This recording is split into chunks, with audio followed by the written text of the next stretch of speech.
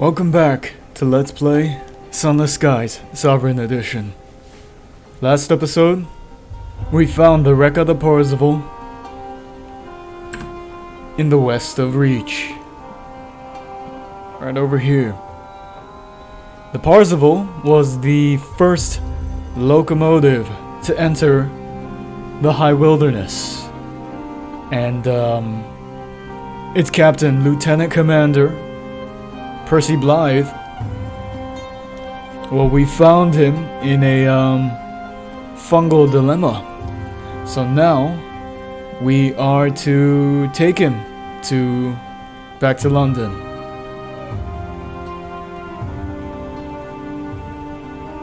Before we head to London, I just want to make sure that we have everything ready.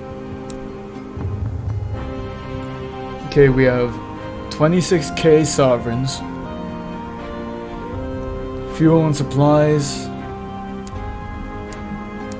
We did grab our one condemned experiment after our fight with the Dreadnought guests. 4 tails and 2 uncharted maps. I think the experiment might be a problem, but we'll just keep going. All right, let's go.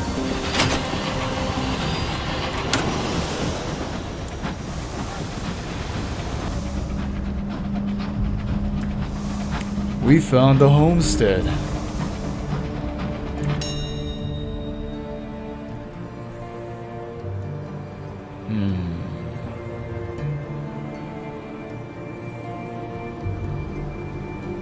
Sure, eat your fill. Hospitality is important on the frontier. The settlers invite you to join them for a meal. Breaking bread. Your host serves a grim but filling gruel, then follows it with a plate of genuinely exceptional custard tarts. Wow. Your crew descend upon them like chorister bees upon a rival hive.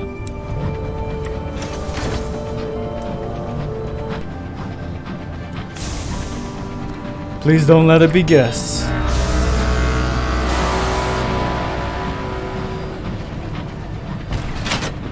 Okay.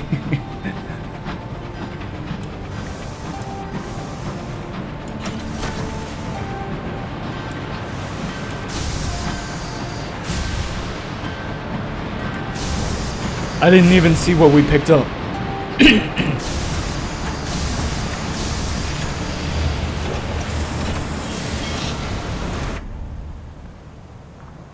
Explore. A port report. The Grand Ball. Oh, this'll be good. Candles illuminate the great staircase that sweeps up to the residence of the Windward Company, which has been chosen to host this season's ball.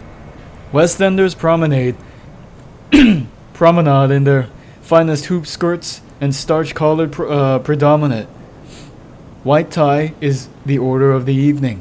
A few East Enders, mostly actors, have secured tickets, but most are servants if they are seen at all. The orchestra is playing the score from Victoria's first ball, Under Her Throne of Hours. Fill out your dance card. Sky captains are always popular at balls. You are a novelty in a static orbit. You dance with dignitaries, diplomats, and duchesses.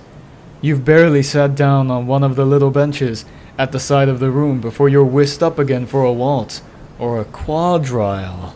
A quadrille. A hand presses against yours. Cool breath brushes against your cheek. Formal shoes pinch into your toes. Starlight dances over the glass roof, casting silvered shadows over the assembly. A lantern is lit before the British flag, until soon it is the brightest thing in the room. A fire at the Fulbright factory. Windward Company reps race past carrying heavy buckets. Wow, a ball honestly sounds like so much fun. We're stuck in the modern world, fixated on our phones. Bring back the goddamn balls. Fuck.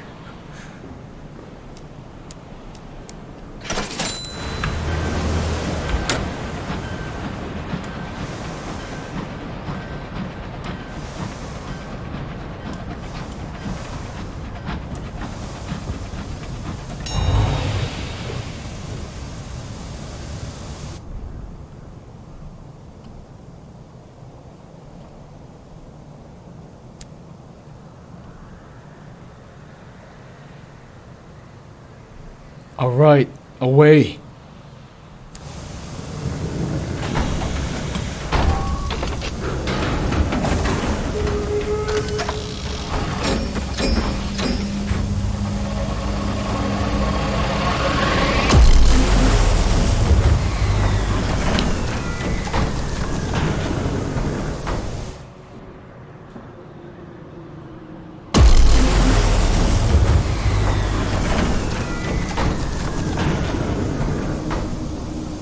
Okay, here we are back in the Reach. We haven't been here since the first episode. I think we'll skip the ports for now. Actually, no, I really should hit up at least Little Nice. We'll hit Little Nice and then we'll hit London. The rest is to come.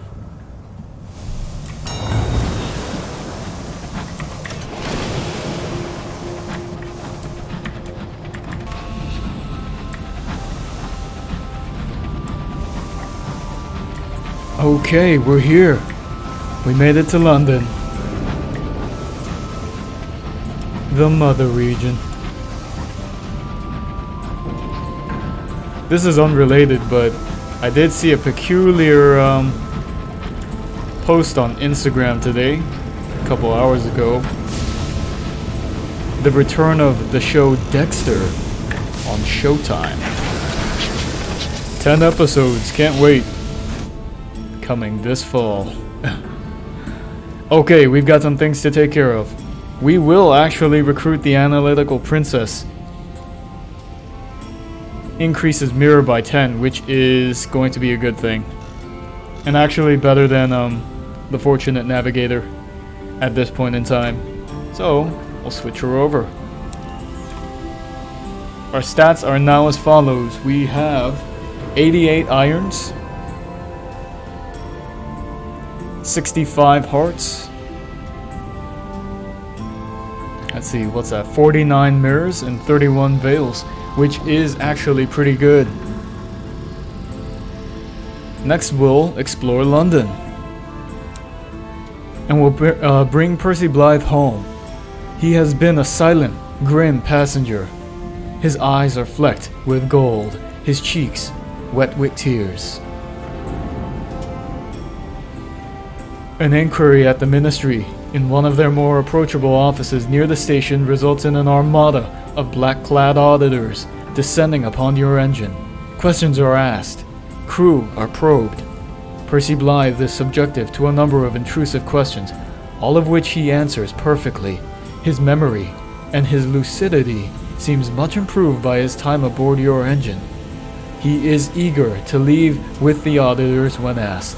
He turns his pale gaze to you one last time. Thank you, Captain. All shall be well. You've done us a great service. He leaves your engine with the auditors, trailing spores as he goes. Shit, lost 10 strength of the sun. God, I think we propagated a damn verdance in London. But you know what? We had to bring our fellow brother home. One cryptic benefactor. Real quick. We'll replenish our things at Spitalfields. Deposit our ammunition. And check our work orders, which are 3 barrels of unseasoned hours and a ministry stamp permit. Okay. That will recuperate our loss with Percy. And check that. Macquarie's Tobacco Shop, anything? No. Alright, lastly, we shall pursue our ambition. Under London. You descend to the deepest reaches of London, below even the shrouded slums.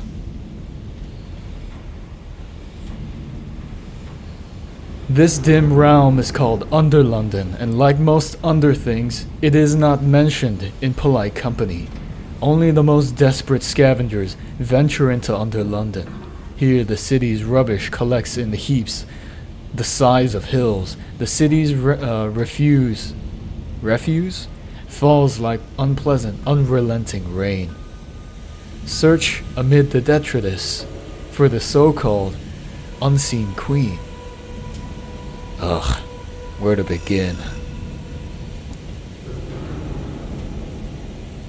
A discovery. After a few hours of searching, you come across a curious sight. A section of the rubbish heap has been assiduously cleared and flattened. The pieces of rubbish that remain seem to have been carefully chosen for aesthetic reasons. Piping, wire, scrap metal, and assembled into something approaching a throne. And sitting in the throne, a faded, old portrait.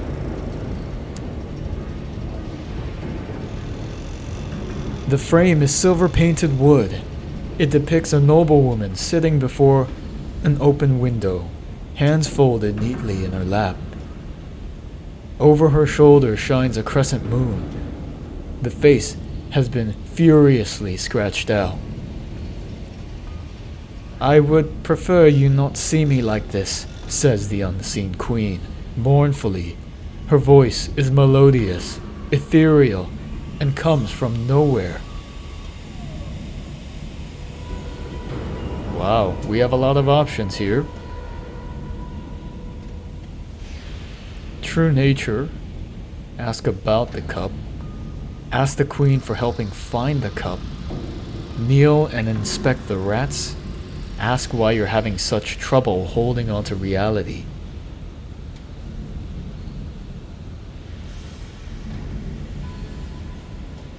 Ask about her true nature.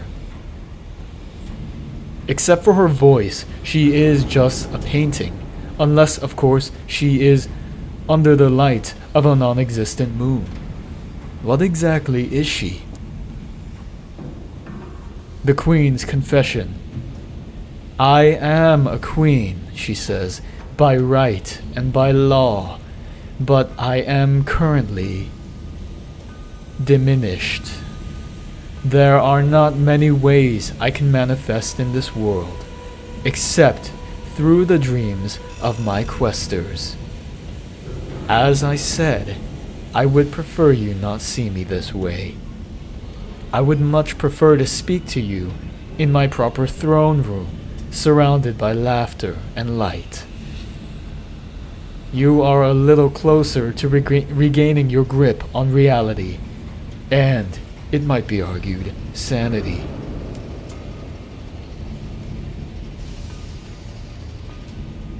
Ask about the Martyr-King's Cup. You know the dismal chamberlain was seeking it, and that it grants immortality. But what exactly is it?" Hesitation. For a moment the painting sits still and silent. Then the queen's voice murmurs once more from the canvas. "I have spoken to many questers, some more informed than others, but to all of them I say the same thing. Discovering the true nature of the cup is a part of the quest itself. You must prove yourself worthy of knowledge. In broad terms, however, what you must know about the Martyr King is that he is dead. He was murdered, betrayed, and now his corpse lies beneath the most serene mausoleum. You are seeking his cup. He drank from it mere moments before he died.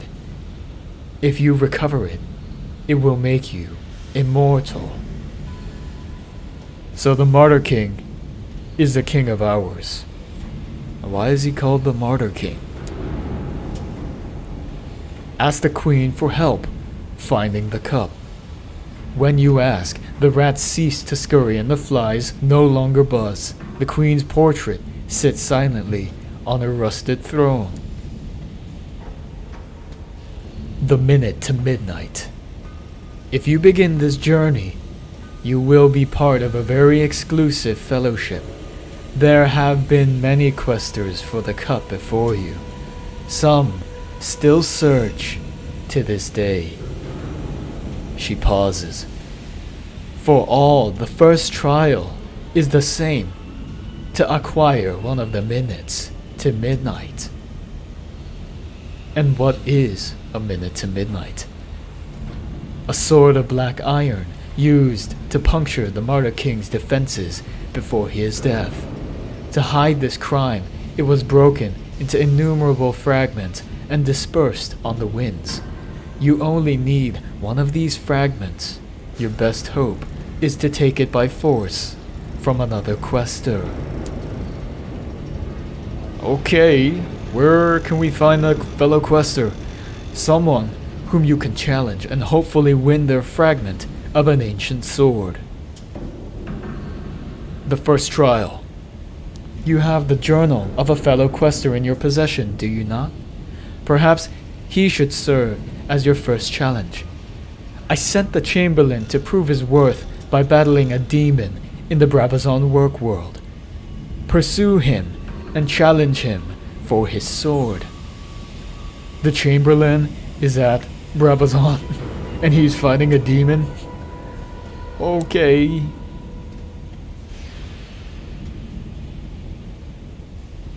Kneel and inspect the rats. They scurry about the queen's throne with an air of serene purpose. The queen's courtiers. As you kneel, the rodents form a semicircle around you. One of them squeaks, runs a little way, then runs back and squeaks again. Finally, you relent and follow it between several mounds of rubbish. It stops beside the small corpse of some unidentifiable creature that looks like a cross between worm and crab. Whatever this is, you've never seen it anywhere else. It might be a monster unique to London's undercarriage. Probably best to take it back to the engine for study. Gnarly. Ask why you're having such trouble holding on to reality. Whenever you pursue the cup, you find yourself bombarded with constant visions of knights, castles, and mournful moonlit fields. The slippery truth. You are having trouble holding on to the truth, you tell the queen. Does she know why? What do you mean? She asks. Every time you pursue the cup, the world itself seems to change beneath your feet. You're transported to a bizarre, alternate reality. A place where the impossible is real. Tell me about this dream world. It's a place where engines roar through the skies and the stars are alive, and devils walk the streets in human guise. And while you're there, you even forget that you're a knight. A silvery laugh. Forget these foolish dreams, dear quester. Discard them at every opportunity. You're seeing what really ought to be. You're slipping further and further into a world that no longer exists. Shit. Swear fealty to the unseen queen. She hasn't asked you to make an oath, but you've decided to do so nonetheless. A binding oath. The queen's hand flies to her throat when you kneel and make your pledge. She seems both surprised and pleased. If you truly wish to demonstrate your loyalty to me, my knight, I have but one plea. She raises her hand, catching the moonbeams that shine through the vaulted window. Do not turn your face from moonlight. Walk forever in lofty dreams of the world as it should be. We've sworn fealty and gained the vision of the heavens. We will not deny this reality. There is nothing left to discuss and you have a quest to pursue. Okay. We'll take one of these. And we will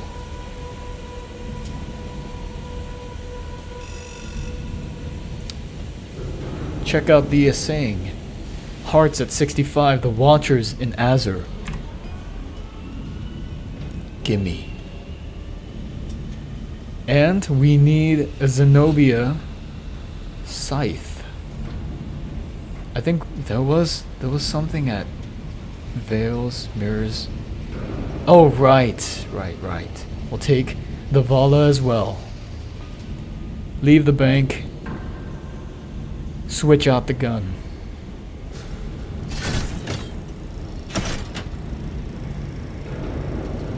Eight armor, 2 quarters. 16 armor, 1 a sing. We'll switch out the Rossetti cabins. Oh wait, actually. Yeah. And we will deposit our goods. Next we'll go to the ministry. Hopefully we can restore the strength of the sun.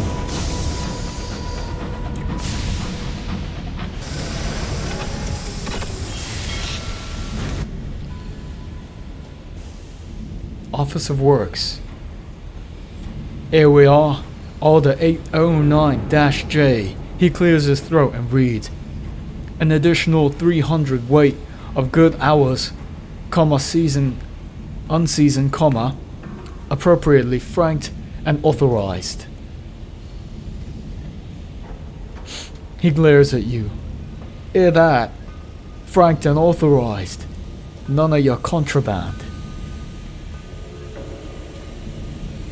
All above board. The foreman squints critically at the complex permits. Well, yeah. That all seems to be in order. Glad to see the back of this one. We've been keeping the rest of the hours in the storeroom, next to the canteen, and it makes us all a bit weepy when we has our sandwiches. Sad stuff, time.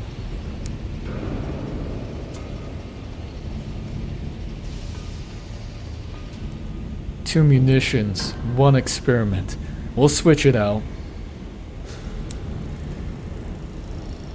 3 more barrels. Let's go.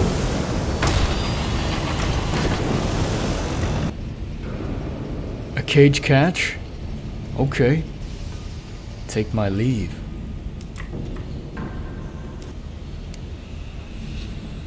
Suppose there's this one. Good old 7274-F. The F stands for... well, I'll let you infer. He reads from the order. Live specimen of celestial fauna, brackets 1 close brackets. Must be in rude health and of intemperate disposition. So, he snaps his letters shut. Best of luck with that one.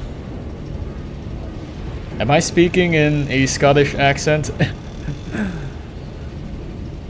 A ravenous delivery. A pair of laborers maneuver the catch into its new pen, their hands trembling as you recount tales of its ferocity. The foreman shakes his head. God knows what they want this one for. I stopped asking questions after someone gave me an answer once. He shudders and pays you.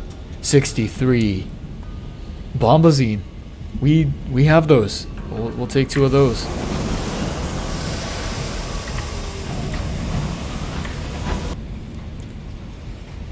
Oh yes, work order 7777-G. It says here we're missing 2 bolts of bombazine, freshly oiled, full stop. Must be proof against spillages, fraying and fading. That'd be quite the oil. You may need to improvise. An oil delivery. You were forced to provide your own oil, extracted from one of the eerie specimens you found in the sky. Maybe from that, worm crab that we found next to the, unseen queen. The foreman seems impressed. Initiative, he remarks. I admire that. 73. And we'll take this one. 83.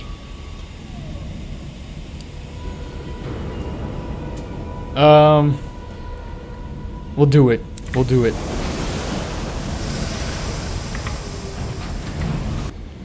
Here we go.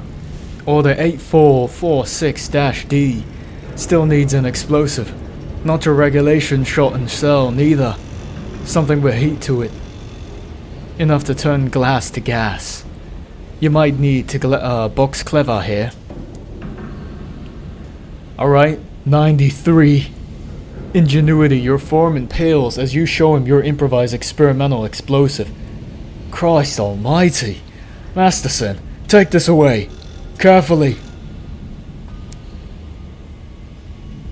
Are you kidding me? We need to come back. Oh my god, I was so close. 15 days?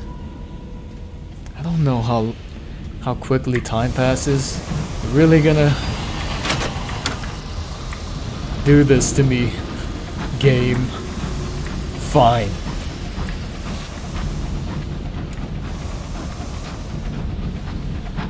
So close. I'm hunting all the achievements right now, so that's why I'm doing that. Okay, here's the circuit.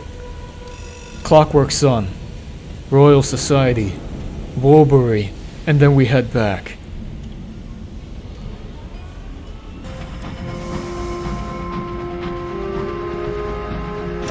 Okay, we are heading towards the Clockwork Sun, the mechanical sun built by the British Empire to give light, bring light upon the sunless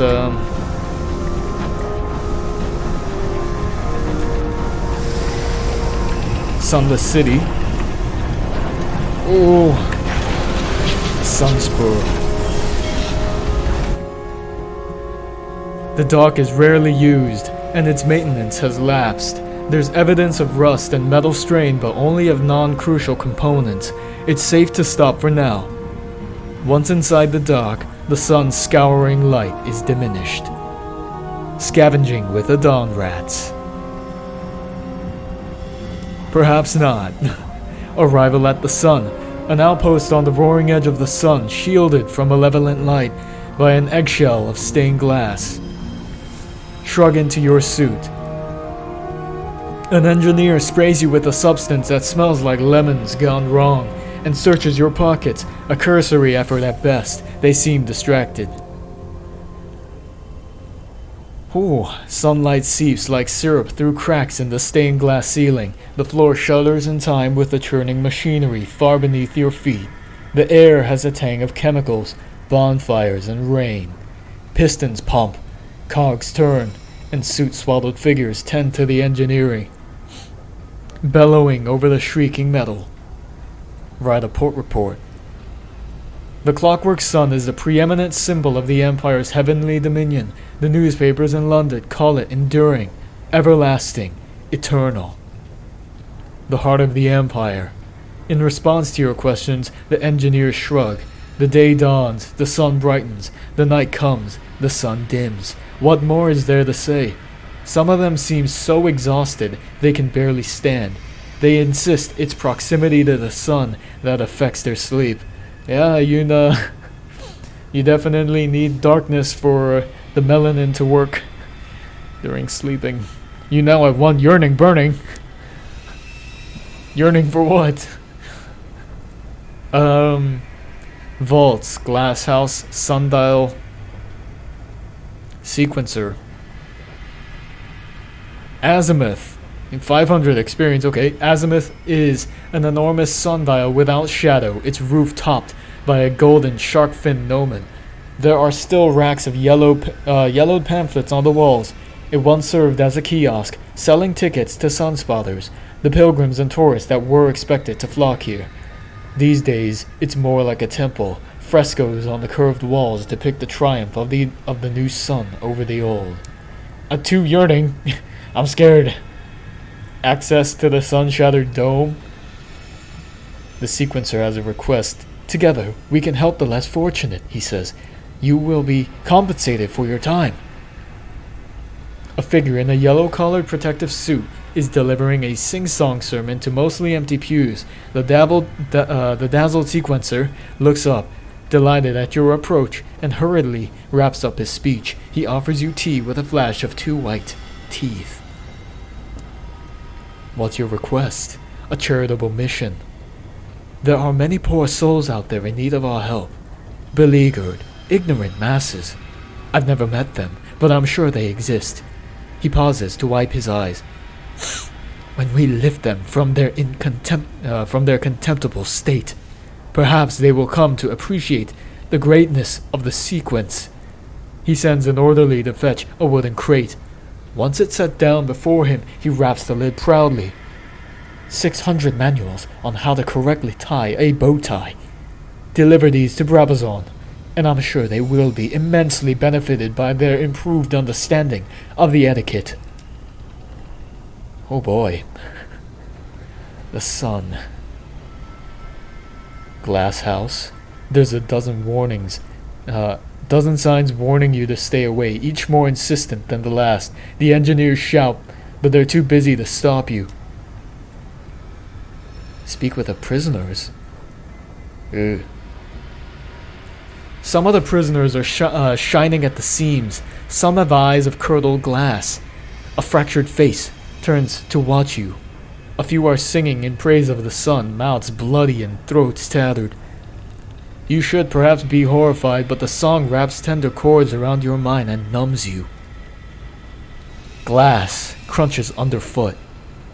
When you lift your boot, you discover a cracked ear beneath. An ear? Wait a second. Speak with the prisoners. They either scream or sing. You may not get anything halfway lucid from them. Two tales of terror. A hideous story. You root out one of the newer prisoners, a woman whose mind isn't entirely fractured. Her eyes are shining gold, her fingertips pearlescent. With a calm manner and firm words, you momentarily manage to stop her singing. With a newly focused gaze, she tells you what she's seen. Men shattered, men unmade. It hates us, she says, staring at her glass-tipped fingers. Only one cell is locked, and the man within is neither singing nor screaming. The left half of his body is shimmering, translucent. Approach the half glass empty. Only the flesh and muscle of his left half have vitrified, not the bones and blood within. The glass is suffused with 1,000 fine frozen capillaries, like delicate red cracks running through ice. He fixes you with an anguished stare. Get me out of here. Why is his cell locked and his alone? This was an exhibition hall once, never a prison. An engineer must have had to install those bars, especially for him.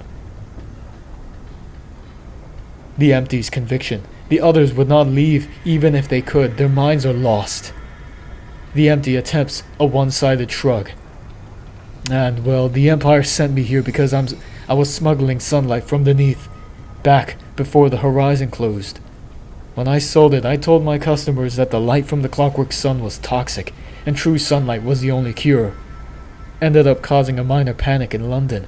I think one of the engineers locked me in because he took offense at my criticism, though. He gestures at his vitrified body. I stand by it. No, we can't help him. You went against the law of the Empire. We will hurry away from this place. Descend into the Trepashore vault. The vaults below are safer, protected by a dozen layers of stained glass. Beneath the Trepashore vault, beneath the machine-bristling surface, you find a ring of 9 vault doors, each engraved with the name of a classical muse.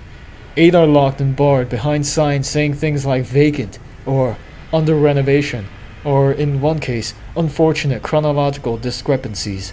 The 9th, marked terp-siko-ree,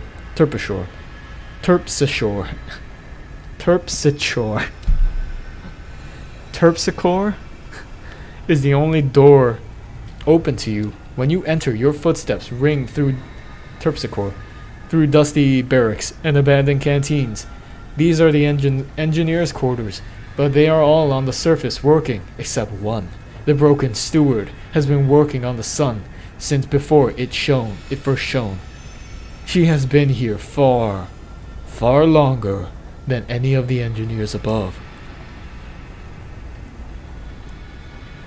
The broken steward makes her way carefully toward you, cane clacking on the floor. She has a markedly stiff-limbed gait, and her arms creak as she removes her helmet. Speak with the broken steward. She smiles. Her teeth glint oddly. She catches you glancing at her mouth and smiles even wider. Her teeth are shards of cracked glass, protruding at odd angles from her gums. "It's not just the teeth," she says, with a brusque air that brooks no sympathy. "Damn sun turned my bones as well.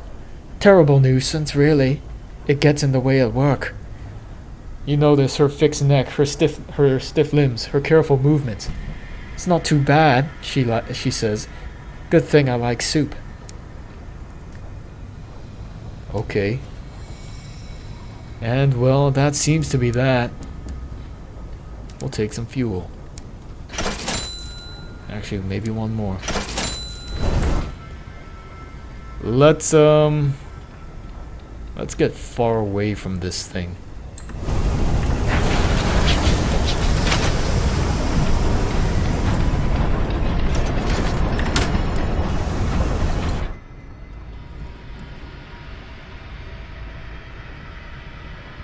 Alright, to the Royal Society.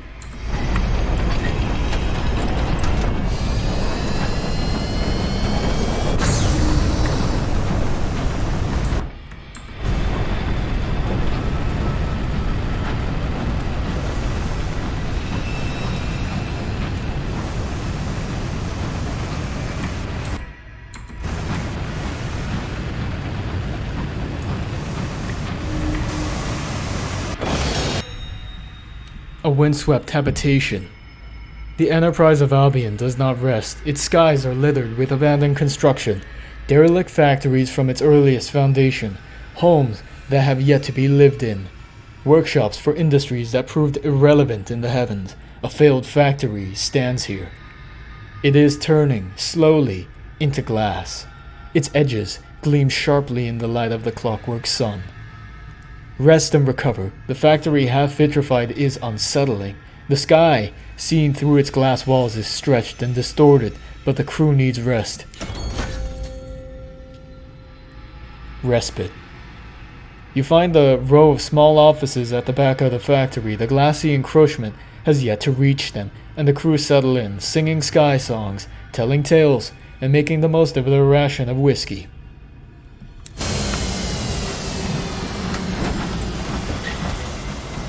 Hello. Glorious dreadnought Morgan's his teeth. Who's Morgan?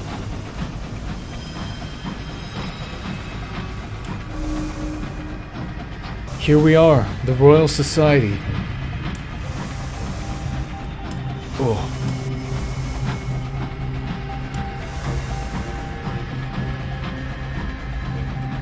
It is a very green place in it.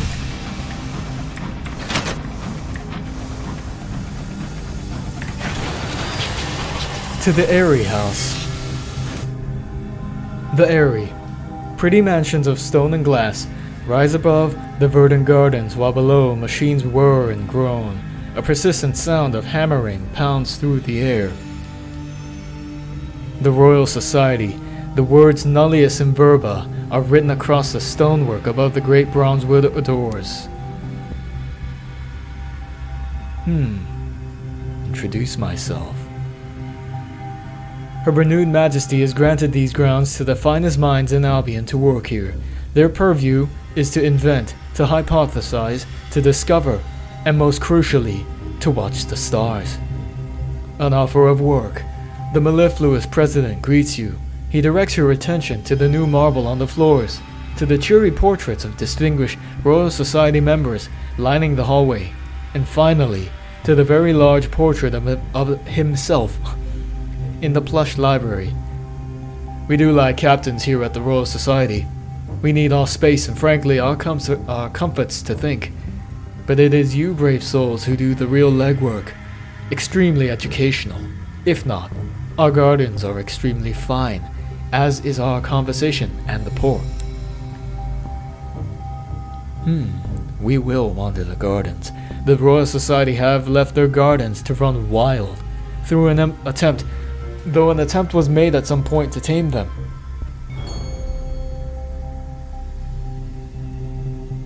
Into the green. The gardens were an early attempt by the Society to stamp their mark upon the sky. More interesting avenues for scientific exploration quickly presented themselves, however, and the gardens were left to run wild, half-tamed. The overgrown gardens are beautiful, but hazardous to the casual walker. You, however, are a veteran rambler. The ha-ha is no obstacle to your fearless tread. The follies neither deceive nor divert you from your path, and you can tell a mile off the bog is a bad idea. You find yourself in a pleasant faux classical temple, dedicated to the suns. Someone has left something behind. A slim claps box. Chorister nectar. Okay. Volunteering with a short-sighted wait. Port.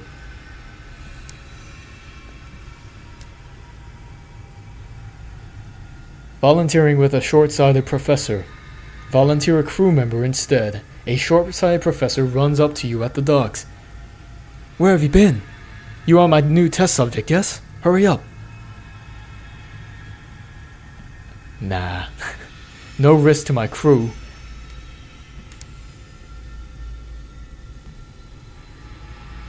Nell's Tower. The Rochester Club. Portsmouth. This is what we're looking for. The workshops under the area are known collectively as Portsmouth House. Portsmouth House. The glass and brick factories are staffed by harassed inventors and engineers working constantly to produce the next advancement in adventuring equipment. The Portsmouth Arsenal. Smoke and soot, glass and steel. Let's see what we can donate. A searing enigma. We have 5. We should donate.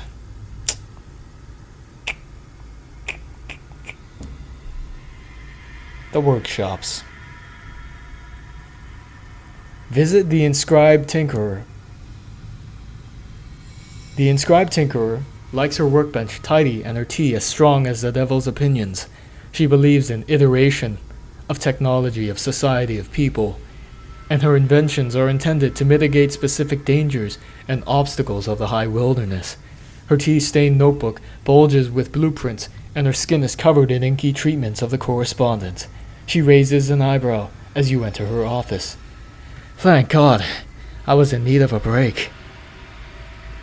If it's work you're after, Captain, I can be of assistance in that department. The Tinkerer can provide truly exceptional equipment from her shop if she likes you. A commission. The Inscribed Tinkerer produces a slim notebook, the correspondence, Captain, the incandescent language, the Pentecostal tongues of the stars. She invites you to examine the broken sigils that score her skin, mirrored in her notebook. I've heard of a unique sigil I've not come across before.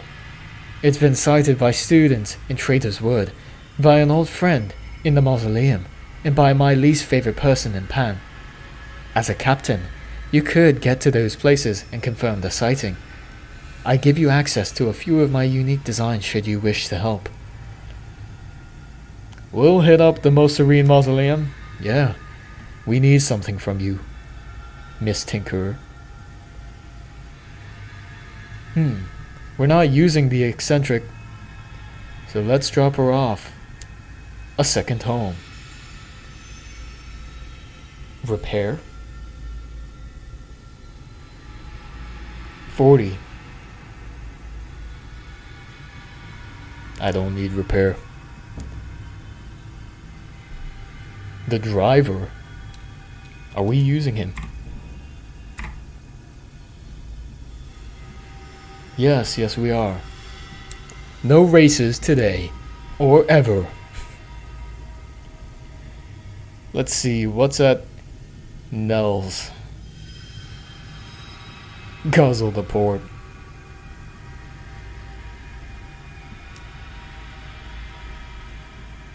I think we can do some of these. I mean, fuck it, if I'm doing this, gotta do it right. A sign on the door in neat copper plate reads, Nell's Towers closed for the 13th annual Airy Dinner. Leave urgent business at doorstep. There's a polite cough at your shoulder. Turning, you see a tall man with a beard like a nest of vipers. The supercilious bursar. What's a bursar? A bursar? Introduces himself. I came to round up stragglers, but as a captain you are of rank sufficient to attend the dinner if you wish to attend. There will be port, Captain. The dinner is held in the mahogany and marble imperial dining room of Airy House. Every piece of the dinner service is mismatched, and both the furniture and the personages in the room are pleasantly rumpled. The supercilious bursar brings you to the high table where the 3 senior astronomers of Nell's Towers are holding court. You are introduced to the senatorial professor, the chair for the effulgent sciences, and the lecturer for imperial affairs as the first course is served. We guzzle the port. The Royal Society is renowned for the variety and the depth of its cellars. Good Lord, it's smoked like fine cheese, and fired like a master potter's kiln. The color is pale ruby like a star-kissed stone. Its bouquet is Homeric, as are the epithets you lavish upon it. The senatorial professor smiles and adjusts his blindfold. From the ruins at Port Avon, a marvelous find. The first course ends with a great smacking of lips and a general feeling of goodwill towards the chef.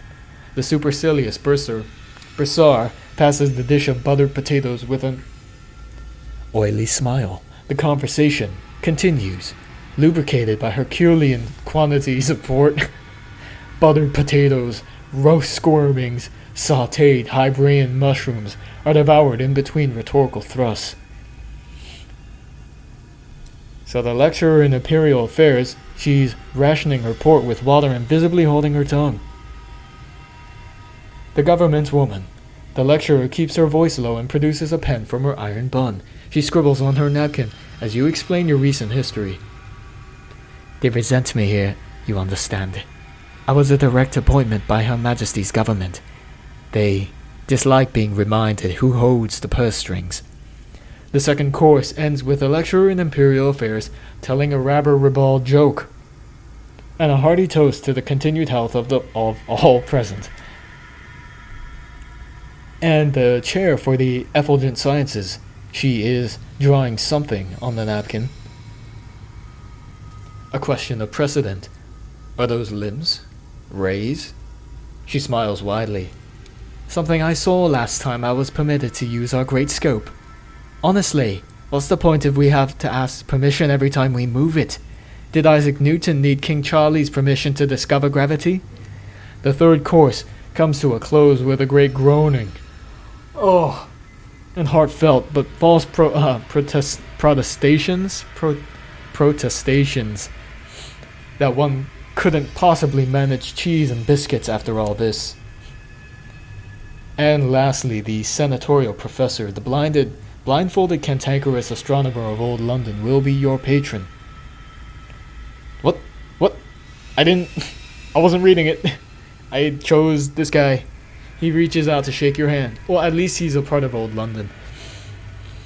I shall endeavor to instruct you more kindly than I was. Wait, isn't he wearing a blindfold? I hope I shan't give you cause to regret your choice. He smiles thinly. Now, come to the tower whenever you wish to begin. Bring a permit if you wish to actually make use of the telescope. Oh, jeez, my back. Well, we have permits. 10, actually. You have paperwork from London that could plausibly justify him continuing his researches into the connection between the stars. To work. The ascent to the telescope is arduous and up an improbable number of winding stone stairs. At the top waits the telescope, gargantuan and gleaming as a slumbering dragon in its lair. The professor bounds up the last few stairs and harries you to pull the chains that raise the dome, while he fiddles with the machinery to lower the telescope to eye level. An assistant is on hand to do the actual work.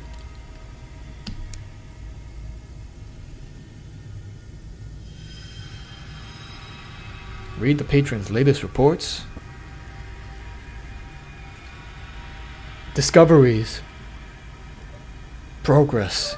Slow and inexorable as the spinning of a spider's web, but progress all the same. A stray observation based on the patches of luminosity in the sky and the correspondent darkness between others. The constellations are politic. Alright, we'll come back. Oh god.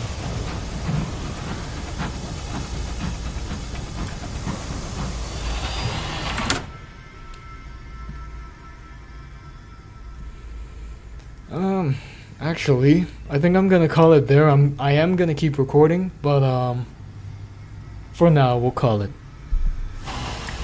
See you in the next episode.